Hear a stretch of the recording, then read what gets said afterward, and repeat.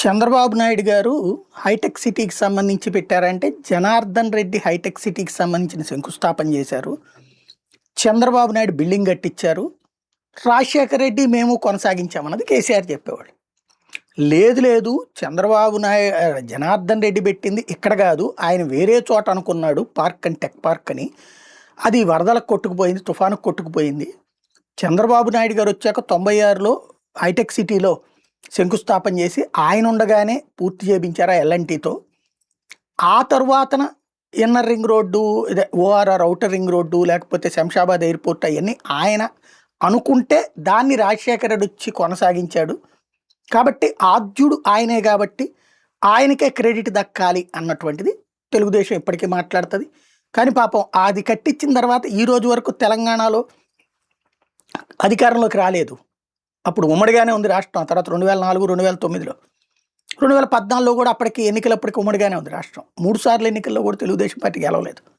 అదే హైదరాబాద్లో, అదే తెలంగాణలో, అదంతా చేసామన్న చోటనే. కానీ అది చూపెట్టి ఆంధ్రప్రదేశ్లో గెలవడానికి కారణమైంది. ఇప్పుడు అంటే అది ప్రారంభం చంద్రబాబు గారు చేశారు కాబట్టి ఎదుగుదల చంద్రబాబు గారిదే అన్నటువంటిది ఇప్పుడు క్రెడిట్ ఓన్ చేస్తారు కదా. ఇప్పుడు నేదురుమల్లి జనార్దన్ రెడ్డి శంకుస్థాపన చేసిన లేదు ఆ తర్వాత శంకుస్థాపన చంద్రబాబు నాయుడు చేశారు కాబట్టి అన్నది లెక్క. అక్కడ భోగాపురం ఎయిర్పోర్టు చంద్రబాబు నాయుడు గారు శంకుస్థాపన చేశారు 2019లో. కానీ ఆ స్థలానికి సంబంధించిన వివాదాలతో ఆగిపోయింది. అంటే ఎలక్షన్స్కు ముందప్పుడు జగన్ వచ్చాక ఆ స్థలాన్ని సైజు తగ్గించి మరికొంత డబ్బులు వేగంగా ఇప్పించేటట్టు సెట్ చేసి ఇదంతా పర్మిషన్స్ తీసుకురావడానికి కేంద్ర ప్రభుత్వం నుంచి అంతా క్లియర్ చేసుకునేటప్పుడు 2023 అయిపోయింది. 2023 డిసెంబర్లో శంకుస్థాపన జరిగింది. ఇప్పుడు 2 ఏళ్ల తర్వాత తొలి విమానం దిగింది. ఆ విమానం తెచ్చిన ఘనత, ఆ ఎయిర్పోర్ట్ కంప్లీట్ చేసిన ఘనత మాదే, స్వయంగా రామ్మోహన్ నాయుడు ఉండి చేయించాడు అన్నటువంటి తెలుగుదేశం చెప్తుంది. అదేంటి హైటెక్ సిటీ ప్రారంభించిన చంద్రబాబు నాయుడు అయితే ఆయన లెక్క అయితే కనుక ఇక్కడ జగన్మోహన్ రెడ్డి అవుతారు. లేదు అది నేదురుమల్లి జనార్దన్ రెడ్డి ప్రారంభించిన లెక్కన అయ్యి ఉంటే కనుక ఇక్కడ అది కూడా జగన్కే వస్తుంది కదా.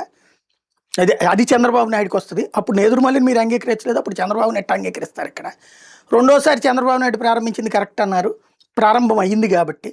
అట్లాగే ఇక్కడ కూడా జగన్ ప్రారంభించారు కదా. పూర్తి చేసింది రాజశేఖర రెడ్డి, కేసీఆర్ వీళ్ళందరూ. ఇక్కడ పూర్తి చేసింది చంద్రబాబు అయ్యుండొచ్చు, కానీ క్రెడిట్ అక్కడ చంద్రబాబుకి ఇస్తున్నప్పుడు ఇక్కడ జగన్కి ఎందుకు ఎవరు క్రెడిట్ చోరీ చేస్తున్నారు అన్నటువంటిది ఇక్కడ వీళ్ళ మాట. తెలుగుదేశం వాళ్ళు మా నాయకుడు వల్లనే దేశం అంతా బాగుపడుతుంది, ప్రపంచం అంతా బాగుపడుతుంది, అసలు ట్రంప్ కూడా పక్కకు వెళ్ళిపోయి నిలబడగలిగినోడు మా చంద్రబాబు, మా లోకేష్ అన్నది వాళ్ళ ఫీలింగ్. వీళ్ళకి అట్లాంటి ఫీలింగ్ ఉన్నటువంటి వాళ్ళు కాస్త తక్కువ ఉన్నారు, అదే తేడా.